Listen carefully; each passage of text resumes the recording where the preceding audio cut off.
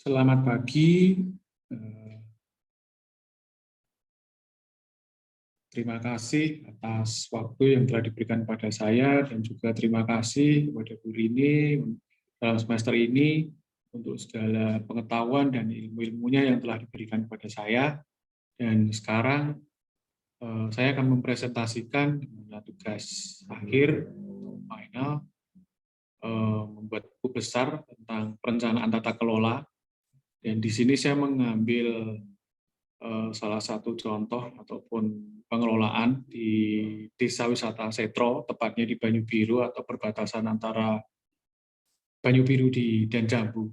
Sebuah desa yang sangat kecil, dikatakan sangat kecil karena kakaknya tidak lebih dari sampai 50-an lah, atau nggak lebih dari 60. Sebuah desa yang asri, dikelilingi pegunungan dan panorama alam yang cukup indah, karena semua desa Setro tersebut dikelilingi dengan sawah, baik dari ujung barat, timur, utara, dan selatannya, semua dikelilingi sawah. Dan kebetulan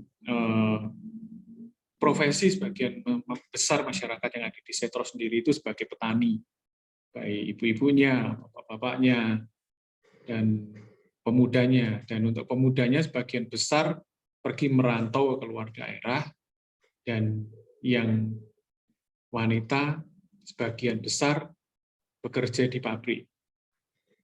Jadi waktu itu kenapa akhirnya terbentuklah sebuah rancangan ataupun gagasan untuk membentuk sebuah desa wisata, salah satunya untuk perbaikan ekonomi yang ada di desa Setro sendiri.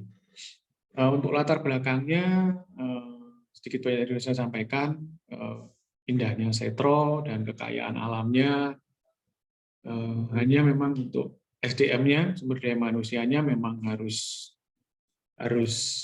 banyak dibenahi ataupun melakukan pembenahan. Dan untuk tulisan ini juga menjadi nantinya ke depannya semoga bisa menjadi sumber informasi yang benar dan ataupun buku pegangan untuk masyarakat desa Setro sendiri, dan diharapkan bisa memberikan pengetahuan baik ilmu ataupun dan lain-lain, dan untuk mewujudkan masyarakat desa ataupun desa wisata yang maju, yang mandiri, yang bermartabat dan dilandasi nilai-nilai patuh dan ekonomi yang baik. Untuk yang pertama, kita akan masuk ke analisis SWOT, di mana SWOT sendiri itu ada strengths, weakness, opportunities, threats, yang merupakan sebuah bentuk analisa yang digunakan secara sistematis, yang digunakan untuk membantu menyusun rencana ataupun rancangan ataupun frame yang sebagai tujuan, baik tujuan itu jangka menengah, pendek, ataupun jangka panjang. Untuk strength-nya sendiri dari desa Setro itu ada beberapa poin. Salah satunya memiliki pemandangan desa yang indah dan asri, dikelilingi perbukitan, ada Gunung Kelir, ada Gunung Gajah, ada Gunung Kendil. Yang kita tahu juga Gunung Kelir itu menjadi salah satu komoditi kopi. Memang kopinya, kopi robustanya yang memang cukup sudah banyak dikenal dan memang mempunyai cita rasa yang enak. Dan itu juga menjadi salah satu value ya, karena dekat dengan Kelir. Akses menuju lokasi desa Setro yang sudah bagus, cukup mudah, baik untuk bus, minibus itu bisa sampai ke lokasi, jalannya juga sudah bagus, jaringan telekomunikasi, sinyal untuk semua provider di sana juga sudah bagus, dan sudah adanya Pok Darwis, dan memiliki ciri khas atau diferensiasi program utama, itu berupa tanam padi Jarwo atau Jajar Legowo. Itu salah satu jenis padinya, karena memang padi ini ataupun sawah menjadi ciri khas ya, karena Desa Setro sendiri dikelilingi dengan persawahan. Untuk kelemahannya sendiri di Desa Setro, pemuda-pemudinya di sini sebagian besar merantau keluar daerah. Dan kemarin yang saya temukan juga untuk pemudinya ataupun wanitanya itu sebagian besar mereka sudah menikah dini. Itu semua karena efek ekonomi yang masih kurang bagus yang ada di Desa Setro. Juga SDM yang masih memiliki pengetahuan yang rendah karena rata-rata pendidikan mereka hanya sampai SD dan SMP. Dana desa juga masih yang terfokus hanya pembangunan infrastruktur. Yang kemarin itu seluruh dana desa digunakan untuk membetulkan jalan yang ada di Desa Setro. Untuk peluangnya, opportunity-nya, kita tahu di pandemi ini tren wisata desa ataupun ke desa ataupun ke daerah yang tidak terlalu ramai semakin banyak diminati, dan yang terutama di dekat Desa Setro sendiri sedang dibangun jalan tol Semarang-Jogja, dan pintu exit ya selain di Bawen akan ada di dekat dengan Desa Setro. Jadi itu merupakan sebuah peluang saat akses jalannya sudah bagus, jalannya dan mudah, itu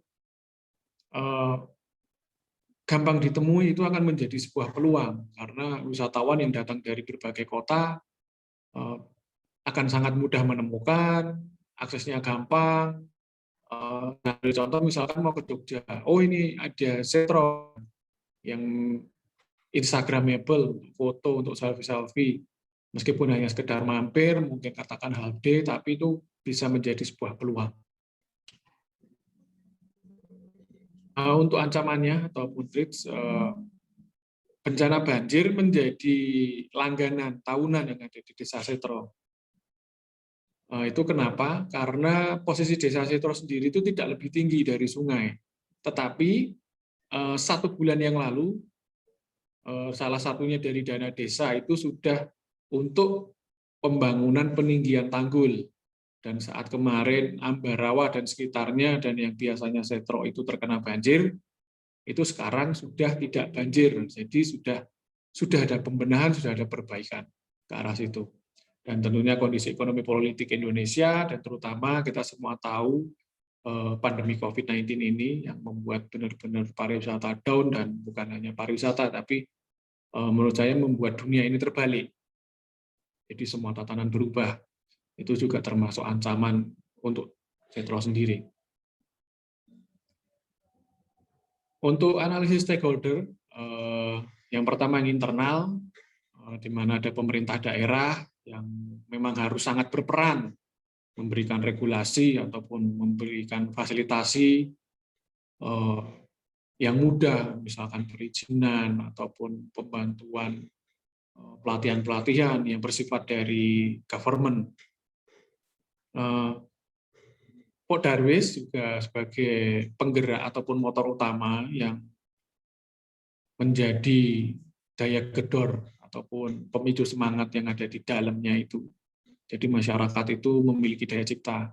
Serta Karang Tarunanya itu sebagai motornya juga penggerak, dan tokoh masyarakat seperti tokoh agama ataupun Pak Lurah ataupun Pak Kades itu juga ada berperan penting untuk mereka lebih memberikan semangat ataupun spirit himbauan-himbauan kepada masyarakat ataupun terutama Desa Setronya sendiri.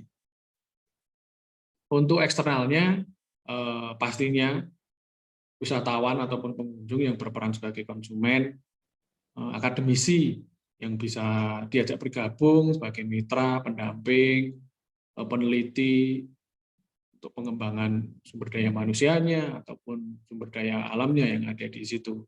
Tour travel yang juga tidak bisa dilepaskan, membantu untuk promosi, penjualan, komunitas, dan semua unsur itu saling melengkapi, terutama bergerak dalam kepariwisataan yang ada di Kabupaten Semarang juga umumnya.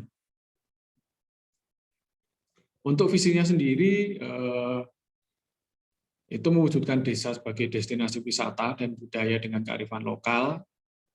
Itu menjadi visinya dan misi. Yang pertama, membangun desa berbasis ekonomi kerakyatan, berdikari di bidang pangan dan kepribadian di bidang kebudayaan, meningkatkan infrastruktur untuk mempercepat pembangunan desa yang berkelanjutan dan ramah lingkungan, mewujudkan desa sebagai destinasi wisata dan pusat budaya dengan kearifan lokal, mengembangkan pemasaran secara digitalisasi karena memang harus mengikuti perkembangan zaman, dan terutama dalam pandemi ini semuanya serba digital.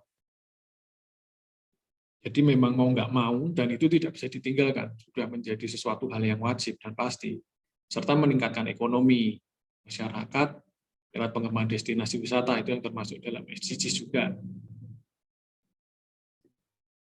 Untuk tujuan sasaran dan program organisasi tata kelola, itu yang pertama, pastinya memberikan informasi tentang visi misi, sasaran dan tata kelola itu sendiri seperti apa, yang harus jelas, yang harus terarah dan pasti.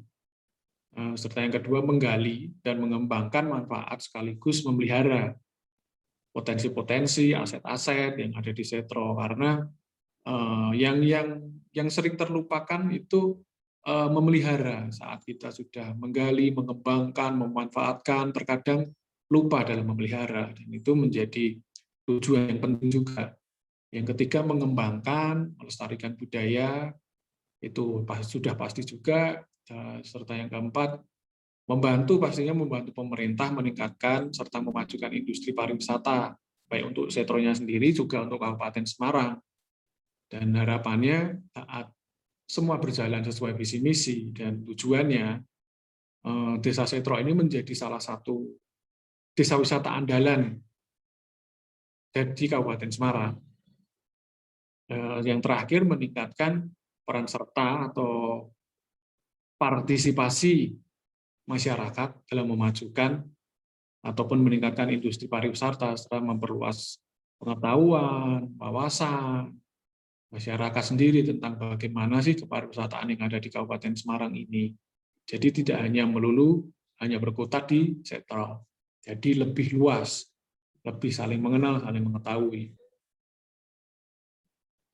Untuk untuk visinya sendiri, di sini saya buat 1-20 tahun, ada jangka pendek, ada jangka menengah, dan ada jangka panjang. Untuk jangka pendeknya sendiri, yang bersifat 1 tahunan ataupun tahunan itu, menurut saya yang itu memang sangat penting dan sangat urgent, dan karena bersifat tahunan itu lebih ke peningkatan kuantitas dan kualitas sumber daya manusianya, yang bagaimana dia memang harus berkomitmen untuk mengelola, mempertahankan, memelihara, itu yang memang harus dijaga terus-menerus supaya tidak kendor si pengelola-pengelolanya ini. Untuk jangka menengahnya, itu seperti meningkatkan citra desa wisata melalui diferensiasi produk, harga, eksplorasi pasar, serta pemeliharaan pasar, itu menjadi jangka menengahnya yang harus juga terus dikembangkan dan terus didevelopkan kepada masyarakat sendiri, serta mengembangkan jaringan keterkaitan regional antar kelompok produk dengan zona-zona tematis, memperkuat kinerja kerjasama antar masyarakat dan pemerintah, dunia usaha dan masyarakat, mengembangkan produk, dan terus berinovasi, serta dijaga inovasinya. Yang jangka panjang, memperkuat citra wilayah dengan eksplorasi peluang investasi di bidang pariwisata dan pengembangan teknologi, itu jangka panjangnya. Jadi tidak menutup kemungkinan harapan saya akan menerima investor. Karena tanpa investor tentunya bisa jadi atau bisa saja pembangunan ataupun pengembangan akan sangat lambat. Kecuali memang strategi yang di jangka menengah itu semua berjalan dengan baik, tanpa investor bisa menjadi lebih berkembang dengan cepat. Karena semua lagi kembali destinasi itu yang bisa berhasil, yang sustain, tidak terlepas dari bisa dikatakan profit ya, profit. Meskipun tidak boleh menggunakan kata profit, dan pengembangan teknologi. Karena seperti tadi, teknologi tidak bisa dipisahkan, tidak bisa ditinggalkan. Mengikuti perkembangan zaman harus menggunakan teknologi. Jadi semakin mempermudah, dan kata salah satu contoh mungkin pembayaran semua harus cashless. Sesuai protokol juga, tidak ada transaksi cash ataupun fresh money.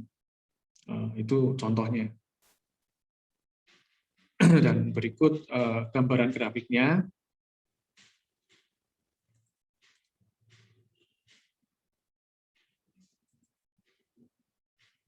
Dan kembali ke visi dalam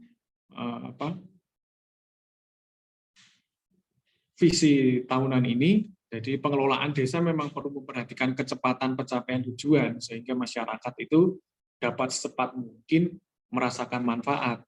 Karena hal ini merupakan hal yang sangat penting untuk memicu semangat mereka agar nggak padam, jadi impact langsung. Biasanya dibutuhkan masyarakat itu impact langsungnya apa? Seperti itu. Berikut untuk 6 dimensi tata kelola. Yang pertama ada struktur. Jadi besarnya struktur organisasi itu sangat ditentukan oleh jumlah anggotanya, yang biasanya dilengkapi dengan seksi-seksi atau bidang atau PIC, dan minimal itu ada anggotanya 2.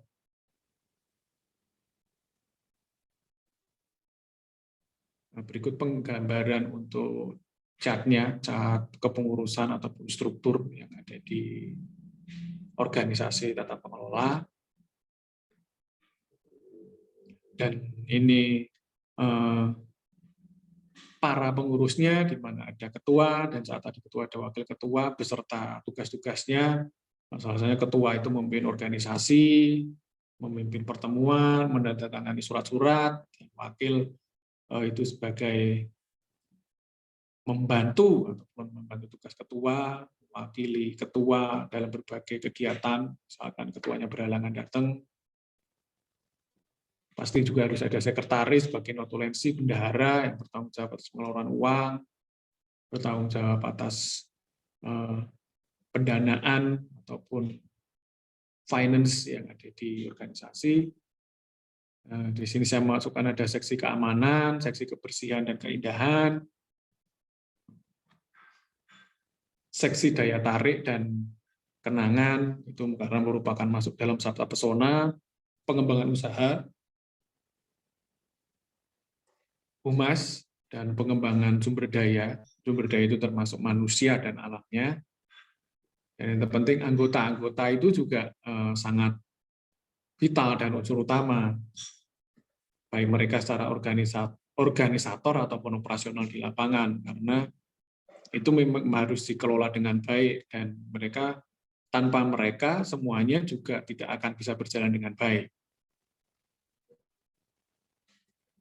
Yang kedua ada akuntabilitas.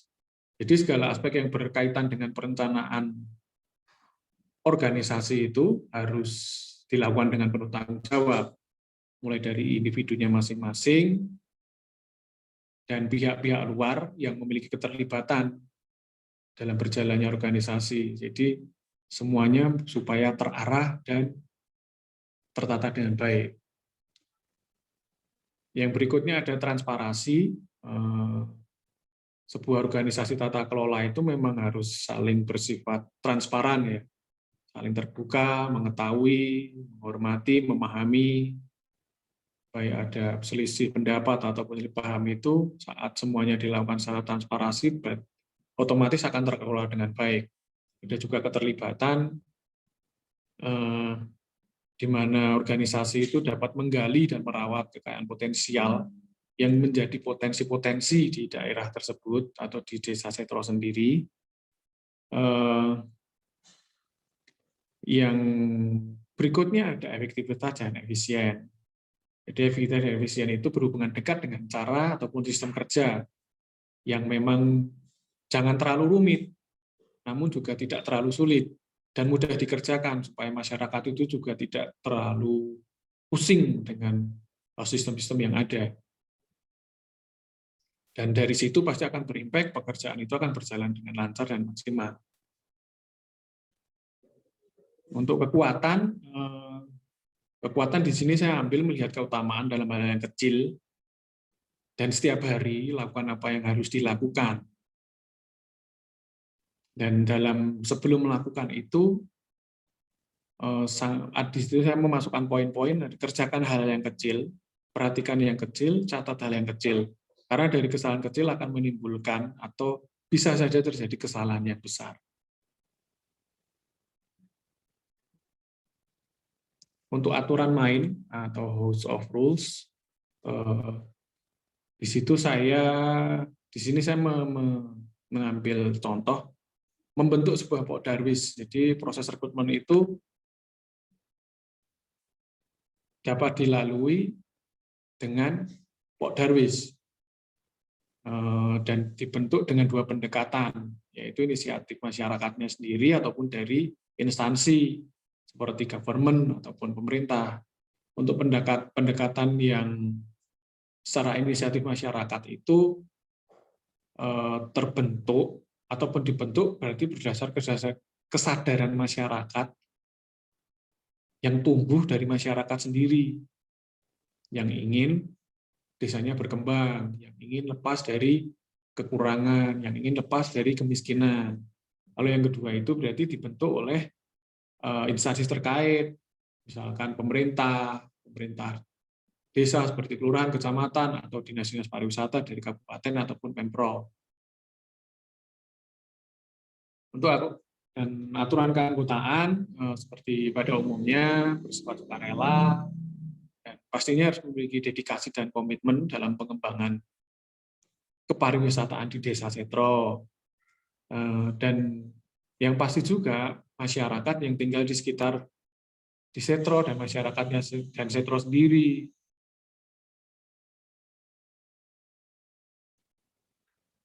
Ini salah satu beberapa contohnya untuk aturan keanggotaan. Nah, ini untuk KPIS, di sini saya memasang buah gambar dari Instagram. Di sini saya mencontohkan, dan saya mengambil Instagram. Sebenarnya ada banyak media ya, ada YouTube, ada dan yang lain bermacam-macam. Cuma di sini saya mengambil Instagram. Jadi di sebelah kiri itu ada Desa Pogalan. Dia udah ada destinasinya, ada tempat-tempatnya, tapi belum terkelola dengan baik secara tampilan di sosial media. Dan dibandingkan dengan di sini ambil contoh saat semua itu sudah terkelola dengan baik, sudah direncanakan dengan baik dan all well managed, itu pesan yang akan tersampaikan pasti juga akan berbeda. Saya ambil contoh dari Desa Pogalan dan Borobudur Marathon. Di sini kita bisa melihat perbedaannya seperti apa. Saat semua masih dikelola apa adanya dan dikelola dengan profesional dan bagus, pasti akan berbeda. Dan message yang tersampaikan, pesan yang tersampaikan pasti juga akan berbeda. Dan di sebelah kiri juga produknya sudah ada, tapi tidak ataupun belum tersampaikan atau tervisualkan dengan baik. Jadi saat semua itu sudah dikelola dengan baik, pasti akan tersampaikan dan tervisualkan dengan baik, dan impact-nya apa? Orang akan lebih tahu, orang akan lebih mengerti. Dan sosial media sebagai informasi juga menjadi brand image dari sebuah destinasi. Karena dari sosial media, masyarakat luar dapat melihat informasi kegiatan desa, produk, servis, dan lain-lain. Dan dari sisi desa juga dapat mengukur tingkat engagement dan ketertarikan masyarakat luar kepada Desa Setro ini. Salah satu contohnya dari Instagram ini. Untuk hubungan dan keterlibatan masyarakat, meningkatkan pengetahuan dan wawasan masyarakat dalam bidang pariwisataan, meningkatkan kemampuan dan keterampilan untuk mengelola semua yang ada, mendorong dan memotivasi itu juga menjadi hal yang penting, mendorong dan memotivasi untuk meningkatkan daya tarik. Kalau tadi mendorong dan memotivasi untuk menjadi tuan rumah yang baik, yang ini juga ada mendorong dan memotivasi untuk meningkatkan daya tarik yang ada di Desa Setro, serta pemberdayaan sabta pesona. Untuk kemitraan dan kesatuan tim, baik internal dan eksternal, itu ada pemerintah desa, ada dinas, baik PMK dan Pemprov, lembaga atau instansi, komunitas, yang memang bisa bermitra dan menjadi kesatuan tim. Karena kemitraan ini sangat penting untuk pengembangan program-program yang ada di Desa Setro. Tanpa kemitraan juga pengembangan itu akan berjalan sangat lambat dan bisa menjadi stuck juga. Jadi sangat dibutuhkan kesatuan tim sendiri untuk saling bekerja sama, merawat, dan berkesinambungan. Untuk kepemimpinan organisasi, di sini saya masuk ada leader yang ada di organisasi ini. Jadi harus seorang leader itu atau pemimpin harus merealisasikan gagasan yang dibuat bersama dengan seluruh timnya, bersama dengan seluruh strukturnya, membuat radius batasan aktivitas, jadi tidak melebar kemana-mana. Ini belum selesai sudah ke sana, ini belum selesai sudah ke sana. Itu akan berakibat tidak terfokus dan tidak terselesaikan dengan baik. Optimalisasi wilayah yang telah ditentukan, menjadikan daerah destinasi fokus untuk daerah lain, berbagai potensi yang telah terdata, jadikan dalam satu wadah, dikoordinasikan dengan baik, dan menanamkan pentingnya kerjasama antar berbagai sisi untuk saling menemukannya, kekuatan masing-masing dalam struktur. Dan yang terakhir, evaluasi pembinaan secara berkala. Untuk perencanaan dan penelitian, mengumpulkan dan mengolah, dan serta memberikan pelayanan informasi kepada masyarakat sendiri, itu memang harus diolah dan diberikan informasi terus-menerus supaya masyarakat itu tahu dan tidak ketinggalan dan selalu up-to-date.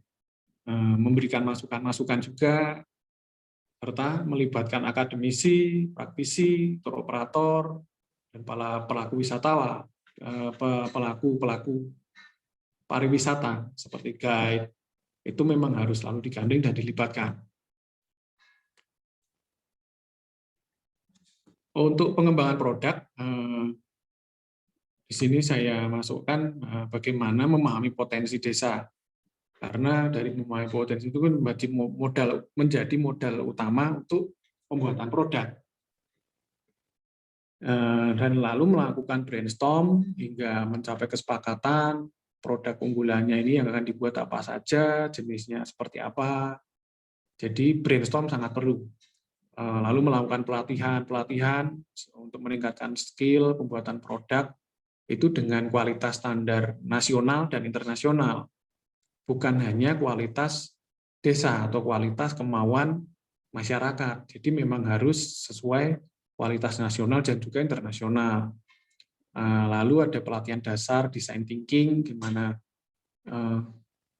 masyarakat ataupun struktur itu dilatih untuk mendesain, dan pelatihan test market untuk memastikan produk diterima oleh masyarakat. Jadi prototipenya itu bisa kita lakukan tester dulu, diterima nggak, laku nggak, atau diketahui nggak.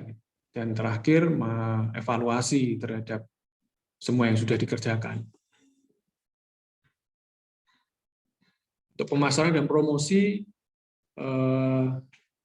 di sini kita bisa mengikuti partisipasi pada event-event pariwisata dan olahraga. Kenapa olahraga? Karena olahraga itu salah satunya dengan massa terbanyak, dengan orang terbanyak. Nah, saat kita melakukan promo ataupun event-event di tempat-tempat ataupun yang dilangsungkan kegiatan olahraga, pastinya juga akan semakin berimpact, diketahui semakin banyak orang. Dan pastinya juga penyuluhan, pelatihan, optimalisasi sosial media, website, apps, kerjasama dengan tour operator, hotel, dan destinasi-destinasi lain. Itu juga sangat penting dan tidak bisa ditinggalkan. Melibatkan jurnalis, itu juga penting. Jurnalis, karena saat ada sesuatu yang baru atau ada kegiatan, itu bisa diliput, bisa diberitakan, semakin berimpact. Endorsement, salah satu contoh misalkan secara finance sudah kuat, mungkin bisa mengendorse artis atau siapapun.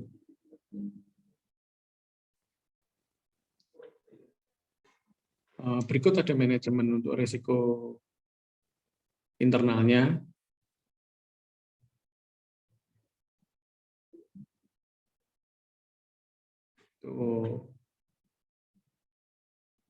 Dan juga ada eksternal.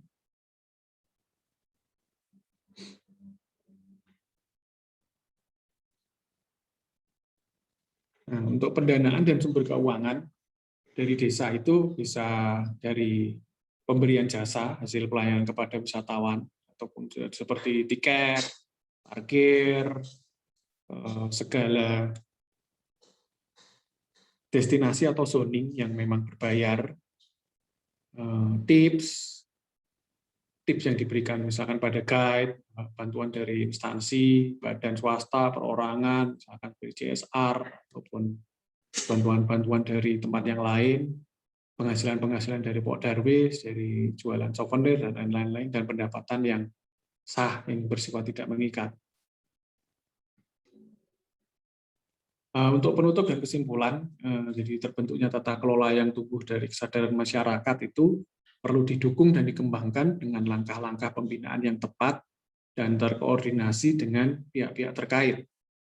Perencanaan tata kelola ini sebagai pedoman pembentukan dan pembinaan Pordawis diharapkan akan dapat membantu memberikan pemahaman yang jelas mengenai posisi peran dan kedudukan dalam konteks pembangunan kepariwisataan di daerah, khususnya di Desa Setro sendiri, menjadi panduan atau buku panduan juga untuk upaya pembinaan dan peningkatan kapasitas serta peran masyarakat dan Pok Darwis di Desa Setro, dan juga menjadi pendukung upaya-upaya pembangunan kepariwisataan di daerah.